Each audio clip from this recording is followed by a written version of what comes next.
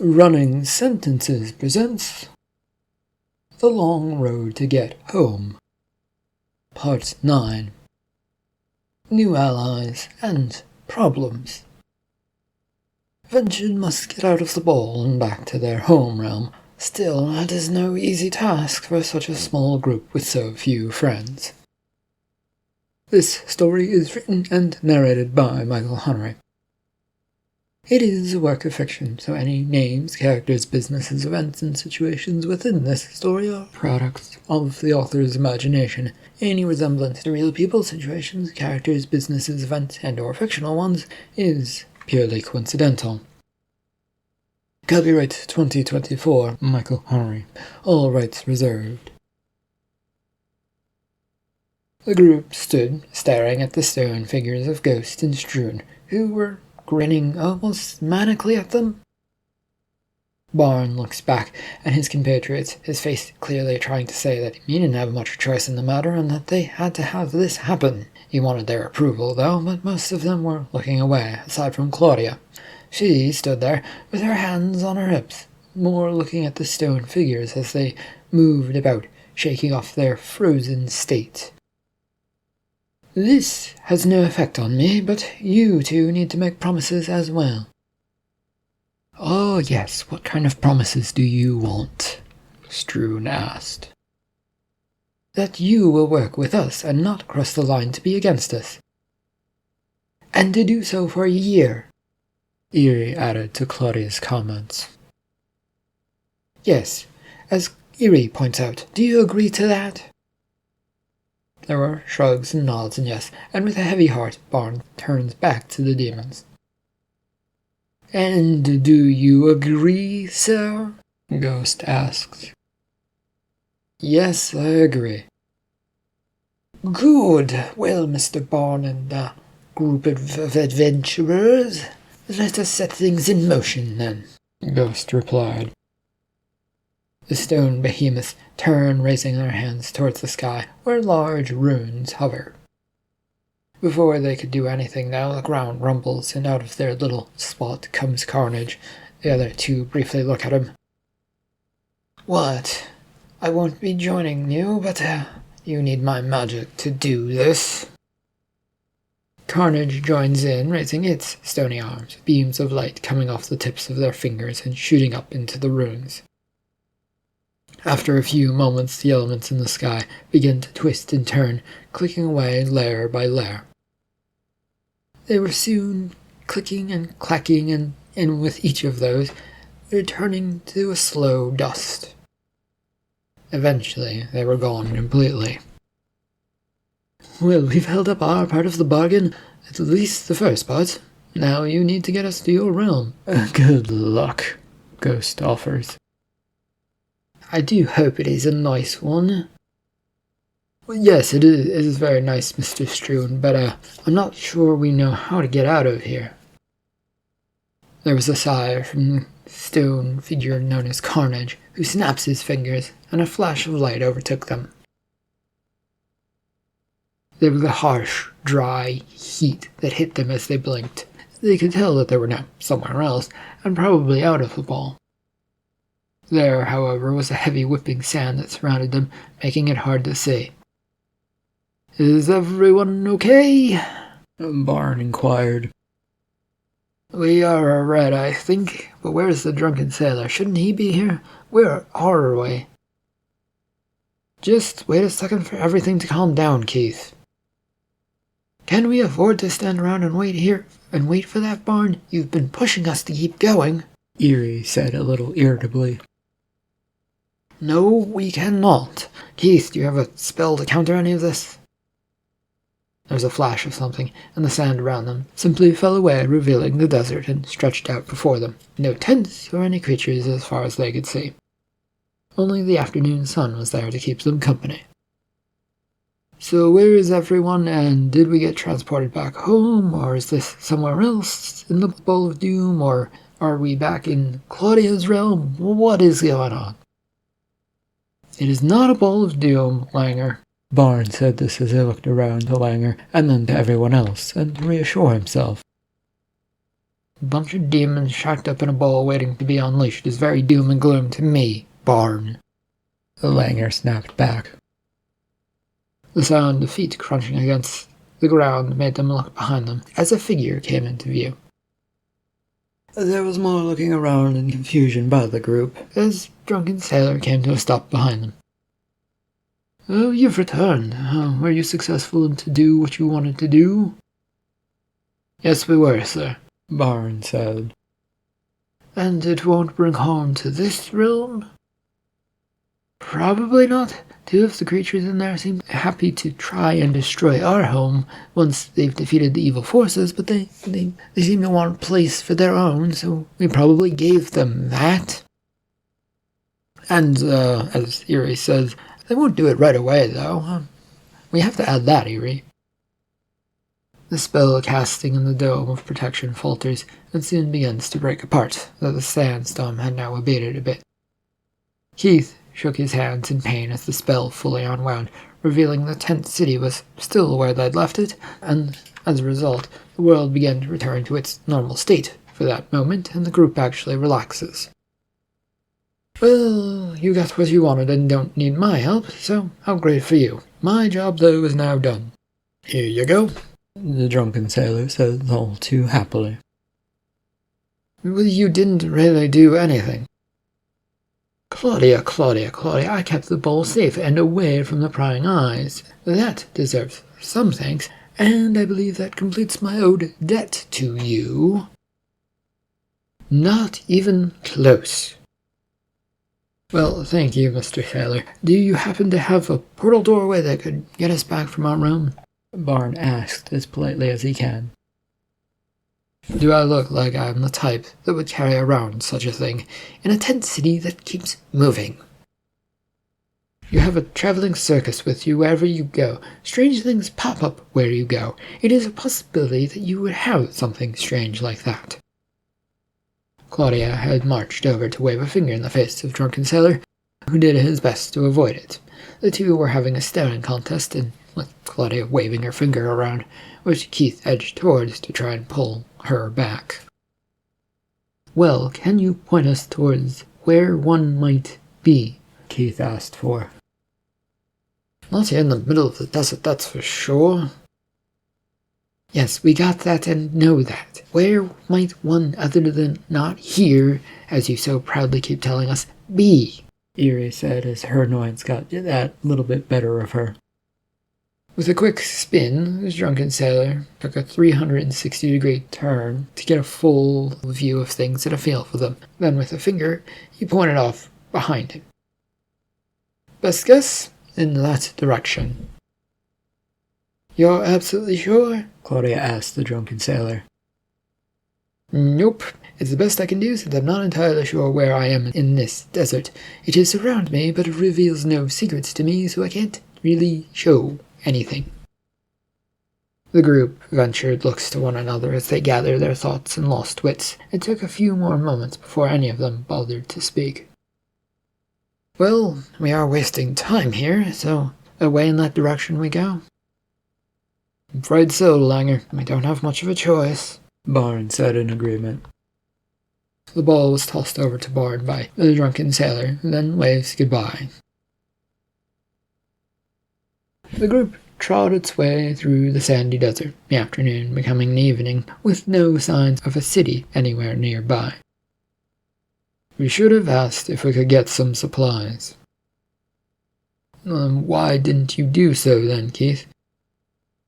I was discombobulated, Barn, from being in that bowl and not being in one, and then by the time my mind snapped to, we were already walking away.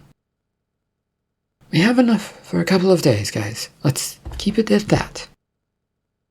3 at best, if we ration, Eerie, Keith offered with a sigh.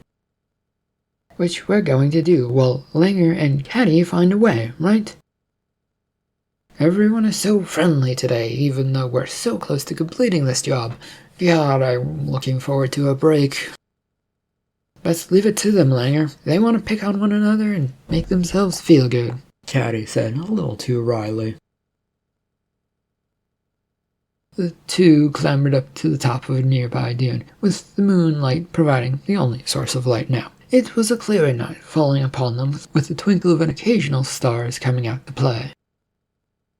Sand and more sand, unless you've got something you see.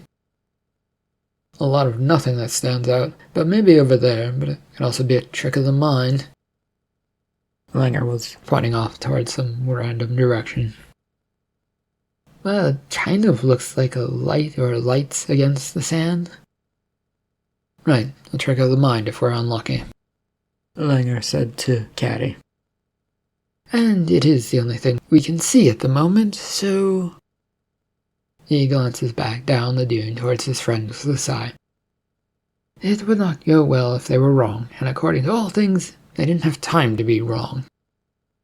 Do you want to tell them, or should I go? You go, because you have a tendency to disappear. In response, he rolls his eyes, but was quick to head down the dune and back to his friends. A few seconds later, they were all clambering back up, and she pointed off in the direction they'd seen.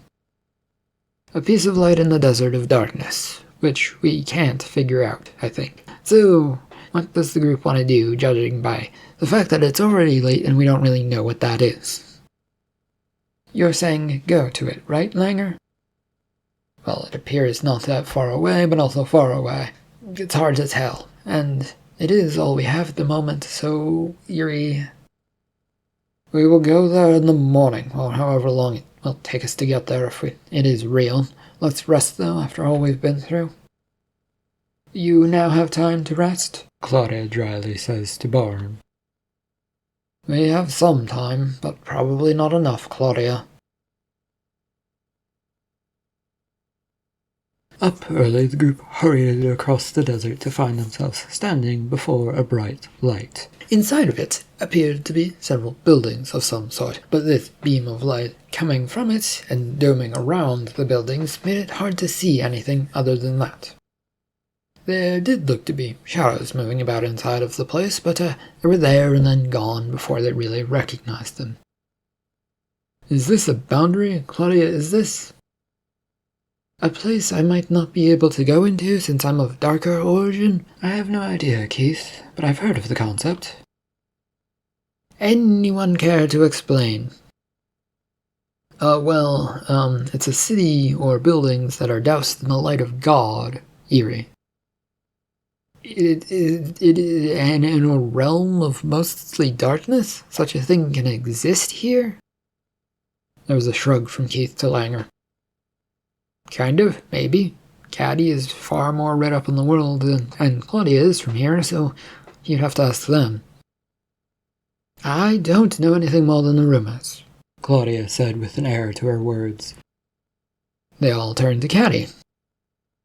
Small outposts for the gods and demons who want a place for those to worship, according to the books anyway, that I've managed to read, and those were mostly about our realm, but they could be true in this one as well.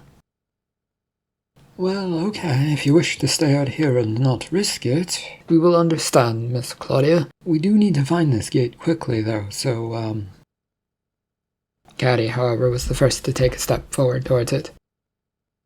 Let's see what the gods are protecting in here, shall we? And, Claudia, whatever your choice is. The town, as they entered, looks normal once past this shiny sheen that encircled it and domed it. Nothing else different, nothing felt different, nor looked any different, as they quickly came into the town square. There were a few people milling about here and there, but with things being absolutely normal, they found themselves looking to one another for answers. Well, the people seem to be ignoring us, and the church is over there. Perhaps we should check that out, since, this is a dome of God? Langer asked the group. You want me to push my luck being in there, to go into a church after I just came into this forsaken dome? Well, you appear to be fine, Claudia, and it could be a place of prayer for dark gods, or simply a shrine. Besides, we're already here, and you seem to be the one who wanted to risk it. Let's just try it, maybe? Langer offers. Yeah, I was just giving you shit for your idea. Caddy, who had kept looking around, made a face. The group's conversation had been a loud one, with people passing them by, but no one was really paying any bit of attention to them, as if they weren't there. "Let's be careful, okay?" "What's got you scared, Caddy?" "Just a weird feeling, Claudia. This place, despite its appearances, doesn't feel right to me." The shade provided by the church was a welcome change from the late morning sun, which only seemed to be getting hotter with passing time. They paused in the entranceway of the place, listening to the echo of their own steps. The noise drew one of the preacher's followers' attention from the prayers, and they appeared to be the only person in here right now, and they were shortly in front of them. "Welcome to the church shrine of the Holy Seer. What can we do for you?" "We're looking for a stone archway that can act as a portal to another realm. Is there any of those around here?" Barn asked. "A what, sir?" "A doorway to another realm," Eerie clarified. "I'm sorry, I don't think I've heard of such a thing. I mean, I think I haven't, but I can't be entirely sure." "Do you know of anyone who might potentially know where such a thing is in this town or in this area?" The knit of the preacher's brows creased heavily as they thought, then a slow shake of their head "no" to Barnes' question. "Well, perhaps your God could provide an answer to that," Claudia said, disdain in her eyes obvious as she stared at this preacher. "Oh, I could ask, but they rarely seem to answer questions these days." "Even though this town is anointed, if we are seeing things correctly, and by that I mean the dome," Keith said. The preacher's attention turned from Claudia to Keith and stared at them. "The light, you mean? The one circling and encircling and doming this town? We don't know what it is, but it keeps away creatures and beings, so we don't complain about it, even though it shines so brightly. It sometimes makes it difficult to sleep." "Yeah, that's what I was talking about. You really don't know much about it? There is only one church here, and that we've seen, and this town can't be more than 3 blocks of buildings total. Things are simpler and easier if you accept that this is the way things are here. Our God put the light there and didn't tell us to question it, so we do not." A look of worry shot through the group ventured as they looked to one another once again, and then back to the preacher. This man who is thin and now had a crooked grin that seemed to bleed a bit of black smoke out of it. "I think this is a dead town." "You're right. Why is it every place we visit, something strange is either going on or is following us? Langer, keep back since we don't know about our enemies yet," Barnes said in a commanding tone. "Are we about to fight our way out of here?" "I'd rather avoid that, Eerie, but let's see what this idiot does first." The preacher took a few ambled steps towards them, a drunken shuffle that went back and forth as well as side to side. In the end, he seemed to have made up no ground, but the black smoke was now pouring over him. "The God requests a sacrifice." "A sacrifice for what, Mr. Preacher?" Barn asked. "To make sure this town can live again. There are those that are watching that no longer want that to happen." There was another look about the place, and then Keith raised his hand. "I cast a ward of the darkness." A flash of light, bright, then suddenly dark, shot from Keith's hand, wrapping around the preacher. They continued to move about in their drunken shuffle, haltingly trying to wrench away from this magic. "Let me be free of you." "All we want is a way out of here. You chose this." The magic that swirls around falters for a moment as the power fades, though Keith tries to maintain it. "What should we do? Leave? Get out of here? Get answers?" Barnes said, speaking up.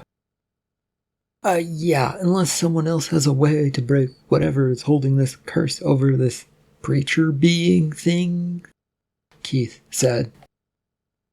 "Break the dawn." The words, though soft from Claudia, cause a shatter of boom that circles the area. It deafens everything for more than a moment, as dust and a few pebbles begin to settle onto the ground. A curse for a curse. You think that will do anything to me? The preacher said in his most haunting tone. Claudia, however, points behind the man, who turns when the red mist begins flicking behind them. There stands a creature, broad and tall, that barely fits into the building, with its head touching the high ceiling. "You called," the creature that had been summoned rumbled. "What spell has taken over here?" "The tears of a fallen angel, not a curse, but a blessing to hold it." "It doesn't look like much of a blessing," Claudia said irritably. "It depends on who cast it, then, I suppose. Do you wish me to fracture its whole?" Claudia gives a firm shake of her head yes, as the fist of this black and gold giant creature smashes into the ground. Gold, light, and darkness find cracks and race around the room, their combination blinding at times.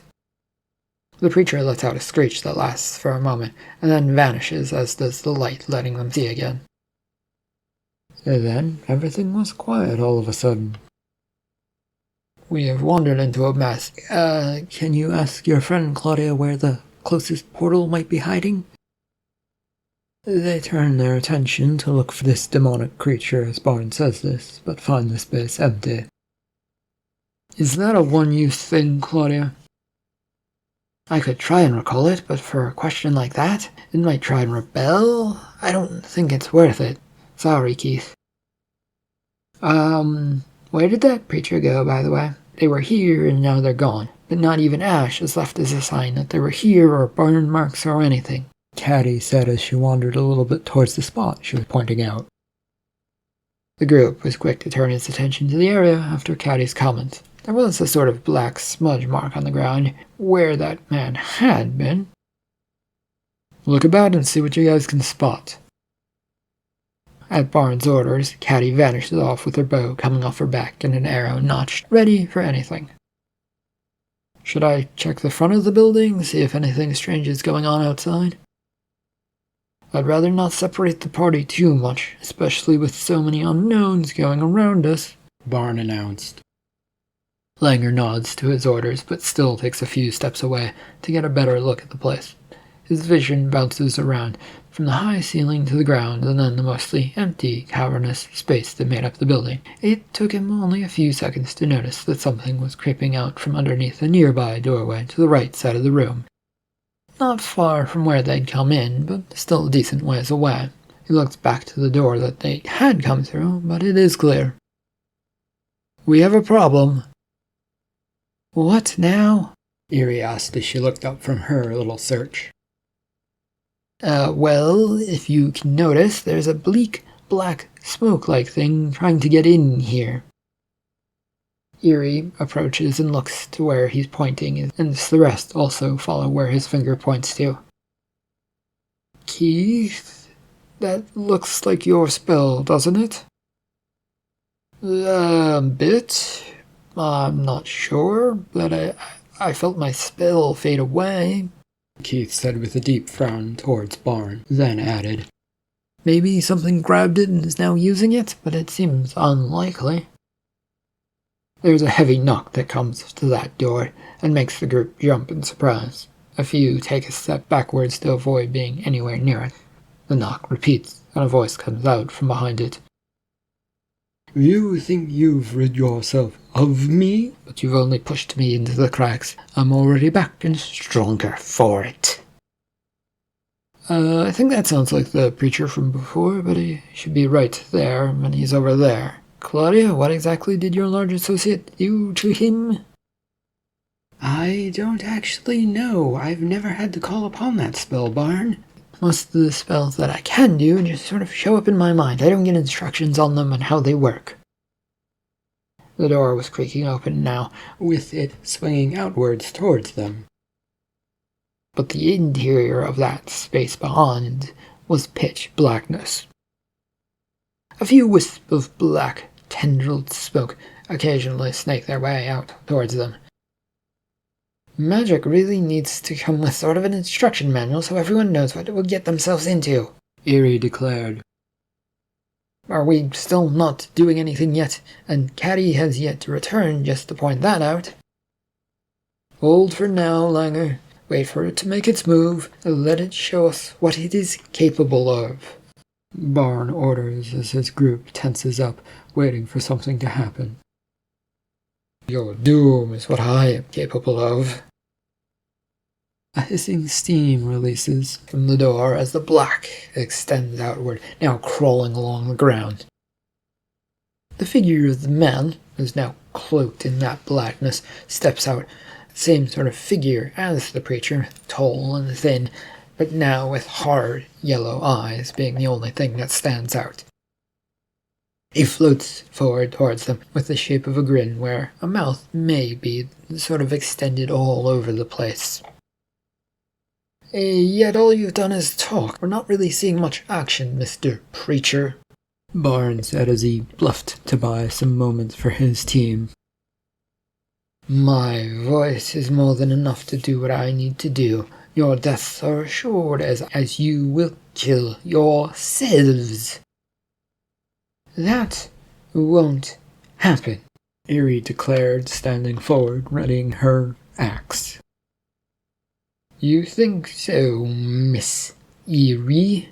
Is that what you're called? I heard that. I believe you want to listen to what I say. My words are more powerful than your axe. They know where to creep and crawl to get to you to do what I want them to do. You won't make us fooled with that magic. We're all stronger than that. Your rapier would make a grand weapon to use on the one who casts a spell against me. Please run him through. Barnes' weapon was being drawn, and he soon finds himself turning towards Keith, who stepped back in response, raising his hand to stop him. Think about this, Barn. His voice is powerful magic. It's not him. He's got some sort of casting thing on you. Kill him. Barn fully turns towards Keith, raising his sword as he does, with a sort of blank expression on his face. There was no further movement from anyone else, and at this moment, all waiting to see what was about to happen. Barn, stop it, Eerie said as she tried to break through to Barn. No, there will be no stopping. An order has been commanded, and it will be carried out to the last bit of his soul. He is tied to my words. Having had enough of this, Langer drew his blade and charged towards the preacher, ready to strike at him. He didn't, though, as the face of the preacher twirled and whirled towards him in the moment he took a few steps. There were no words spoken, but Langer decided to jump back so he could feel safe. You looked scared of me for a moment there, Langer said in an effort to taunt the preacher. No fear on my part. I have no idea where you got that idea, but why don't you come a little closer, see what you can do? Now, you can try and come and get me, though. I'd like to see you try. Langer, what are you doing? We need to stick together. He, however, took a few steps back, keeping his eye on the preacher, who was following him a bit falteringly. With a flash of a grin towards his friend Eerie, he doesn't say anything. He's drifting his way towards the entrance, drawing this creature along as he goes, floating along. Barn, who had kept moving towards Keith, pauses after the two were just a small distance away. Fuck, what the fuck was that? You're back to normal, Barn? Keith asked, still unsure if he trusted any answer. You, the preacher growled. Why the fuck did you guys say anything? There's a range at which its voice can pull you in and make you do what it wants. Avoid it. Now it knows that we know, Langer said with some annoyance. How did you figure that out? Claudia asked as all of them began looking at the ground to see where the shadows might be. The wisp of shadow on the ground crawling about. Watch for them, Langer clarified to the group. At that, a black tendril shot out from the ground towards Langer, who did his best to dodge to the side. The thing grazed at his neck, missing, but the feeling of a dark burn blossomed across the spot where it was closest. Right, everyone avoid getting any closer to it. Ventured then dances its way backwards, playing keep away as the preacher swings about, trying to get within range of anyone. The spikes of shadow keep shooting out from the ground, trying to grab at anyone, but would always come up short, as everyone got out of the way. How long do we have to keep this up? We're wasting time when we need to get out of here, Eerie asked. Then get out the door. I'll hold him back, Barn said. You just said not to split up the group, and now you want to do that? An arrow sunk into the ghostly shape of the preacher and stuck there. The preacher gasps in pain and reaches for the arrow, yanking it free. Smoke pours from the wound, which then slowly begins to close. I see you will not listen to me anymore. Then I will call upon my god to smite you from this planet. Ramonth, hear me and my request to save this world from the blight before me. Oh boy. Claudia, is that some sort of powerful god here, or do we have anything to worry about? Barn quizzically asked. The group continued to keep their distance, and had spread out enough so that they weren't close to one another and had to sort of shout. I've never heard of them before, but they may be an old forgotten god. We are in the middle of nowhere after all, and these sort of places tend to be bastions for such things, Claudia said, although she was keeping her attention elsewhere at the moment. Another few arrows hit the preacher, who stood there with their arms now up from their sides, head tipped back, looking to the skies. They didn't bother with projectiles this time around, though, even though they were staggering a few steps back. Guys, what is going on? Not much, Caddy. Keep shooting him until you run out of arrows, and if you have special ones, now might be the time to use it, Barn said to her. Ramonst, this world is not suitable for those that challenge us. Crawl from the hills, descend from the skies. I cast the lands of shadow and light to you. I, Craw, ask for your help. The brightness of the area quickly began to darken. Even though they were in a church with few windows, the change in light was very visible. I do hate to run away from stuff, but, Yes, Claudia, run, Barn ordered. Caddy, if you could launch a few more of those arrows to help us out, Eerie requested as she moved out, trying to keep an eye on everything. There was a twang and hiss from the bowstring that stung the air for a moment, followed by another grunt. The preacher crawls, stumbles a bit, with arrows now protruding from all over its body. This will not stop me. My God will give me power to carry on my tasks. He's not doing much of a good job of it right now, preacher, Barn said rather dryly. Looks like they're going to leave you to die, Eerie added in tauntingly.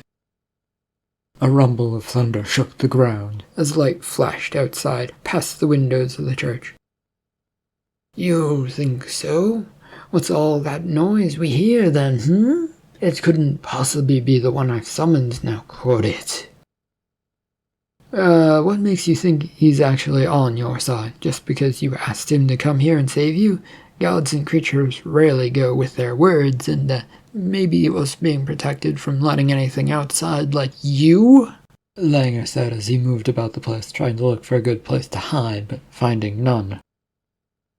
You will see how things turn out. Fine, two can play that game then.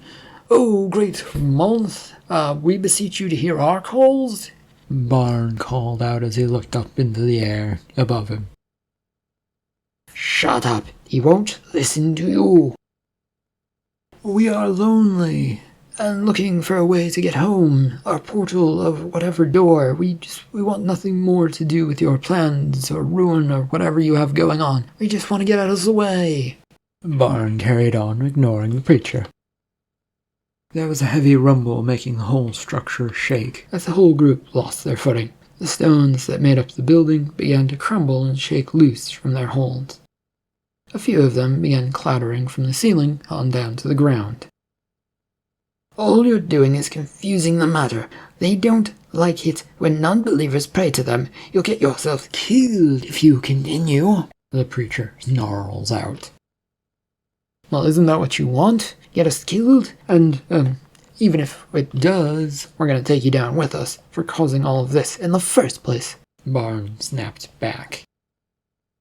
Ramonth, what a weird name, Claudia said as she was lost in thought. You don't understand, lady. No. Claudia was now stepping a little bit forward, but still away from Craw's abilities and shadowy spikes. I think I do. The demon of the sands, who likes earthquakes. It took me a moment to remember them. They are a long-lost creature believed to have been captured or imprisoned. Wait, you mean like in the Balls of Doom? Eerie asked to Claudia. They all looked at Barn, whose hand went to his rucksack. We didn't come across any creature with that name, though. Maybe it's a different one? My god, would not be put in a simple chamber and locked away for the ages. Where were they trapped then? Claudia, what do you know? Eerie asked in a press for more information. I've never been told any information, and it doesn't matter. You will soon pay for your behavior towards me, because God loves me, the preacher declared, raising his arms up to the air. The rumble of the ground shakes things up as they try to keep on their feet. More stones fall from the roof, and those that make up the floor also begin to shake loose, some collapsing inwards. Not to worry anybody, but we should leave right about now. The floor, you mean, Keith?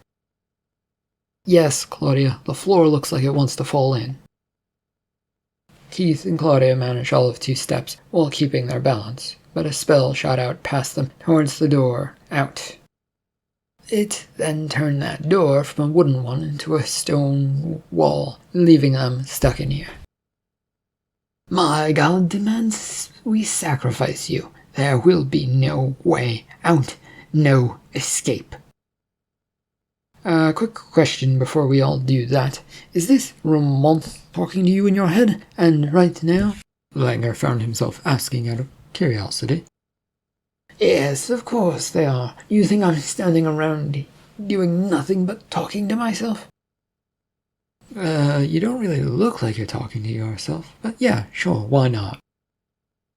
Crawl marches towards Langer, since he was being so offending to him. The group continues to back away, keeping their distance, though, and it is easier for the rest of them. Langer keeps dancing and moving as the preacher tries to close in. Stand still, scum! No, thank you, I'd rather keep myself in one piece. The rumble from the ground and all around them shook the entire structure of this church. Everything felt unstable, like it was about to fall apart at any moment. There was nothing they could do, though, aside from trying to hold on to anything. Except, there wasn't anything to grab. Is the ground... Before Caddy could complete her sentence, the ground did exactly as they all feared, collapsing downwards. End of part 9 of The Long Road to Get Home. Thank you for listening.